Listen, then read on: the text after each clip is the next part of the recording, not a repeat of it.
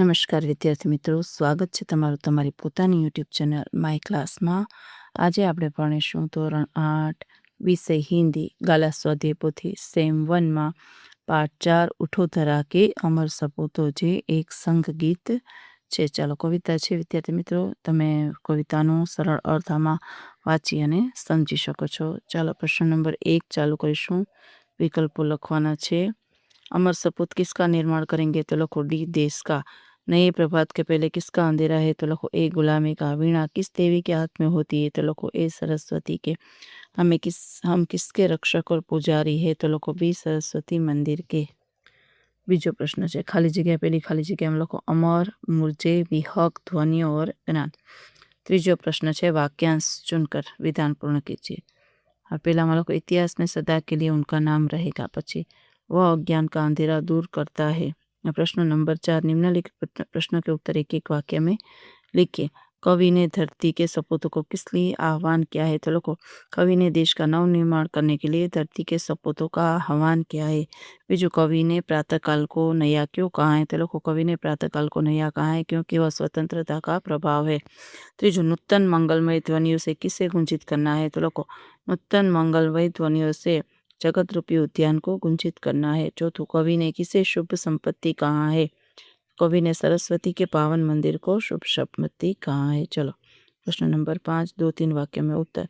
धरा के सपूत नए राग और गान किस में भरेंगे तो लोग स्वतंत्रता पाने के बाद हमारे देश में नया युग आया है। धरा के सपूत इस नवयुग की वीणा में नए राग और गान भरेंगे। धरती माँ की काया आज सुनहरी क्यों हो रही है तो लोगों सारे देश में स्वतंत्रता और सूर्य का प्रकाश फैला हुए सुनहरे रूप के कारण आज धरती माँ की काया सुनहरी हो रही है।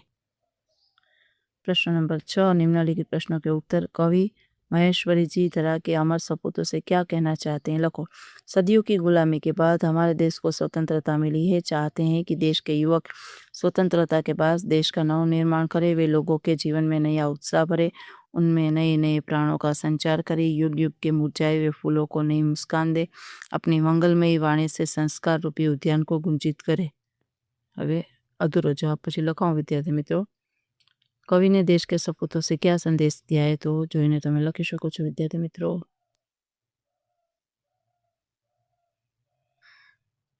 तीजो प्रश्न पण हमारी राष्ट्रीय संपत्ति कौन कौन सी है, उनकी सुरक्षा के लिए आप क्या क्या कर सकते हैं। चलो, और चौथो प्रश्न देश के नव निर्माण के लिए आप क्या क्या करना चाहेंगे, जोईने लखी शको छो।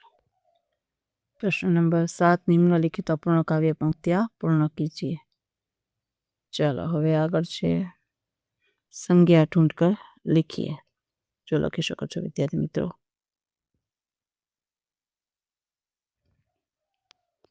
जातिवाचक संज्ञा,